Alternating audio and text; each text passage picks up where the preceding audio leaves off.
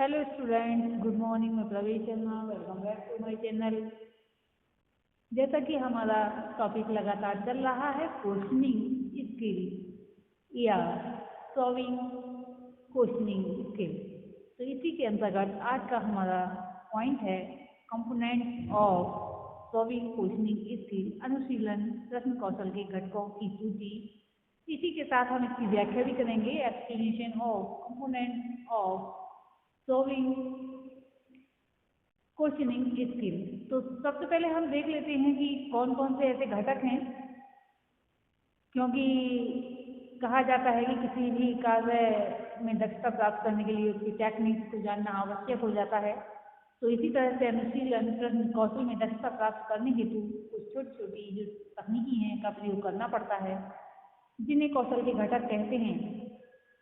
अनुशीलन और प्रश्न कौशल के घटक इस प्रकार से हैं। इसमें सबसे पहला पॉइंट है अनुमोदन या संकेत देना, यानी कि प्रॉम्प्टिंग।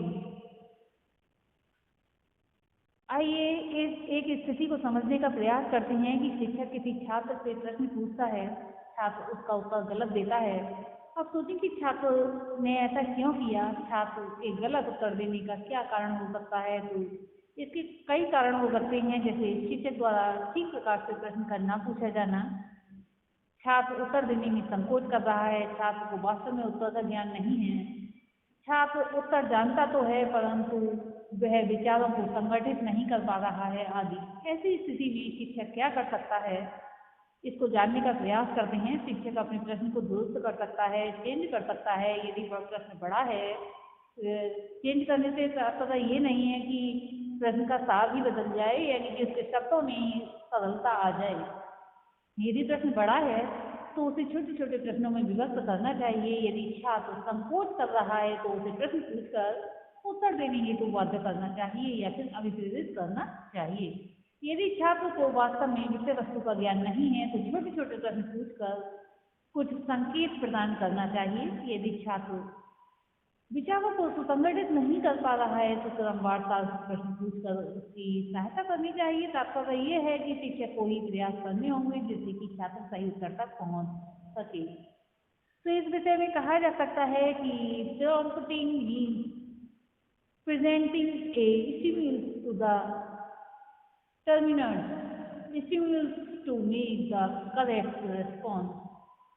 अनुमोदक या संकेत का तात्पर्य द्वितीय को उद्दीपन प्रदान करने से है, जिससे छात्र को सही उत्तर देने में सहायता मिलती है। दूसरे शब्दों में अनुमोदक वे संकेत हैं जो छात्र को सही उत्तर तक पहुंचाने में सहायता प्रदान करते हैं।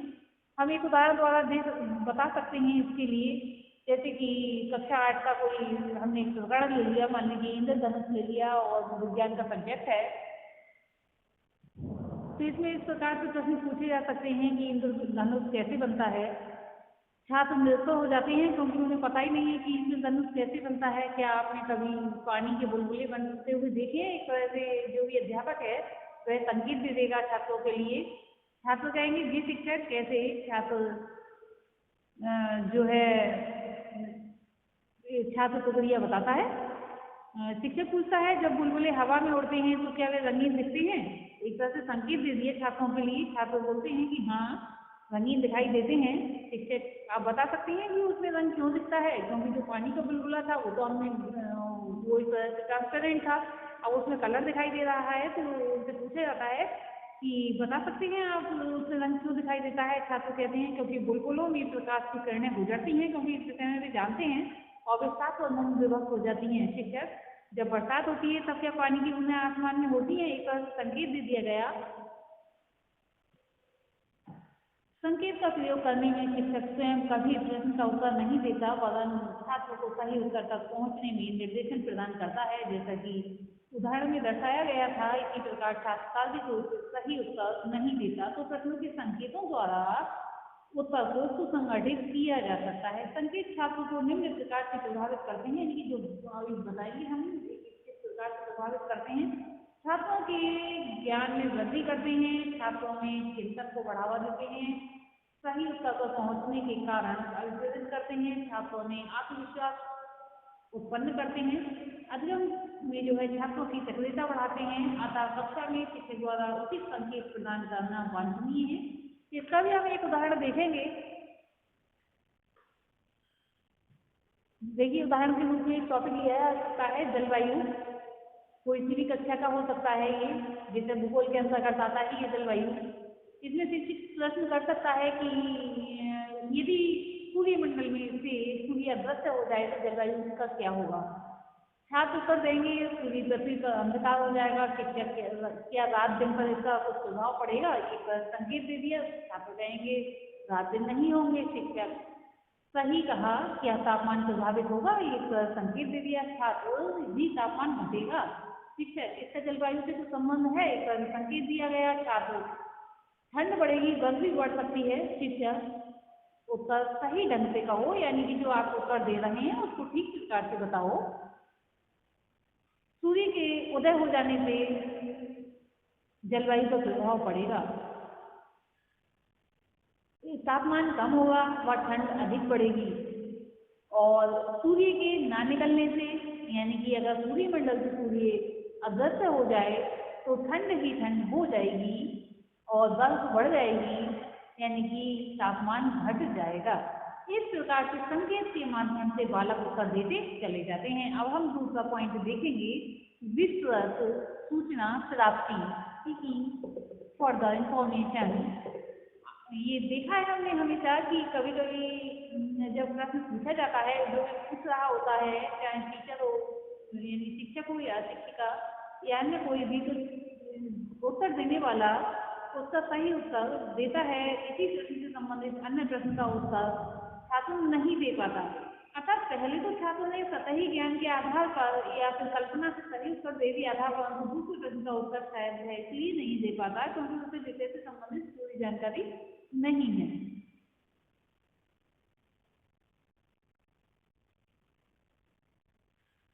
इसी प्रकार कभी कभी छात्र आंशिक रूप से सही उत्तर देते हैं। ऐसी स्थितियों में शिक्षक कई प्रश्न पूछकर और सूचना एकत्रित करने का प्रयास करता है जो उस प्रश्न से संबंधित है। इन सूचनाओं के माध्यम से शिक्षक छात्रों की शंकाओं का समाधान करता है, संकल्पना तथ्यों का स्पष्टीकरण करता है और छात्रों की अनुक्रियाओं को विस्तार प्रदान करता है। अधिक सूचनाओं को प्राप्त करने को ही विस्तृत सूचना कहते हैं। यहाँ पर जो पॉइंट दिया गया है विस्तृत सूचना, तो यहाँ पर बताया गया है कि अधिक सूचनाओं को प्राप्त करने को ही विस्तृत सूचना प्राप्ति कहते हैं। इस प्रकार से छात्र को उसके द्वारा प्रदत्त अनुक्रिया से वांछनीय अनुक्रिया पर पहुंचाने में सहायता प्रदान करता है। इसको भी एक एग्जाम्पल के द्वारा जो है स्पष्ट किया जा सकता है कि नागरिकता मान लीजिए टॉपिक ले लिया और एक नागरिक शास्त्र का टॉपिक है। शिक्षक पूछ सकता है कि एक अच्छे नागरिक में क्या गुण होना चाहिए। सबसे पहले वह देश से प्यार करने वाला होना चाहिए, ईमानदार होना चाहिए, विवेक से कार्य करने वाला होना चाहिए। दूसरा प्रश्न पूछा जा सकता है कि बताएं, ये विस्तृत सूचना प्रदान करें यानी और बताएं इसके बारे में और कहो। छात्र कानून के प्रति निष्ठावान होना चाहिए, अपने उत्तरदायित्वों का निर्वाह करना चाहिए। शिक्षक इसके अलावा अन्य गुण बताएं। छात्र मौलिक अधिकारों का उसको ज्ञान होना चाहिए। इससे स्पष्ट होता है कि एक अच्छे नागरिक में कई गुणों का होना आवश्यक है, परंतु छात्र पूर्ण रूप से उत्तर नहीं दे पाता, जबकि उसके पास सूचनाएं हैं। शिक्षक प्रश्न के माध्यम से उसे विस्तृत कर सूचनाओं को एकत्रित करने में सहायता प्रदान करता है। नेक्स्ट पॉइंट हम देखेंगे, पुनः केंद्रीकरण रिफोकसिंग। पुनः केंद्रीकरण तकनीक का प्रयोग तब किया जाता है जब छात्र पूर्ण रूप से सही उत्तर देता है। ऐसी स्थिति में शिक्षक छात्रों से ऐसे प्रश्न पूछता है जो निम्न प्रकार के होते हैं। जैसे मान लीजिए कि यौगिक किसे कहते हैं, ये विज्ञान से रिलेटेड है। छात्र उत्तर देगा 2 या 2 से अधिक पदार्थ एक निश्चित अनुपात में संयोग करते हैं, इसे यौगिक कहते हैं। यौगिक और मिश्रण में क्या अंतर है, इस तरह का प्रश्न पूछा जा सकता है, आंसर बताइए।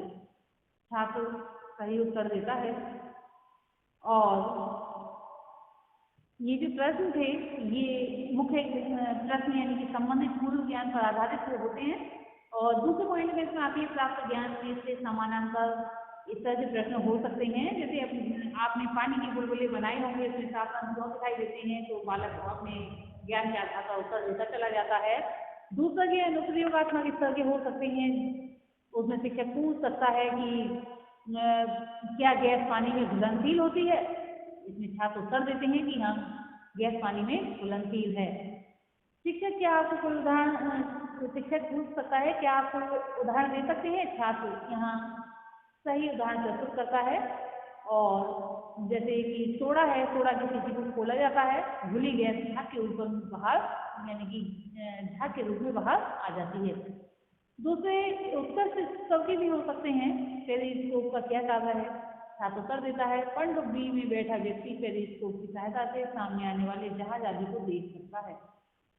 इन उदाहरणों से स्पष्ट होता है कि शिक्षक पुनः केंद्रीकरण द्वारा छात्र के ज्ञान को चित्रण करना चाहता है। पुनः केंद्रीकरण छात्रों में चिंतन शक्ति को बढ़ावा देता है। अब हम देखेंगे आलोचनात्मक सजगता। जब छात्र शिक्षक द्वारा पूछे गए सही उत्तर देता है, यानी प्रश्नों के सही उत्तर देता है, तब शिक्षक ऐसे प्रश्न पूछता है जिनमें क्यों या कैसे शब्द निहित होते हैं। या फिर कह सकते हैं कि आलोचनात्मक सजगता में जो प्रश्न होते हैं वे इस प्रकार के हो सकते हैं।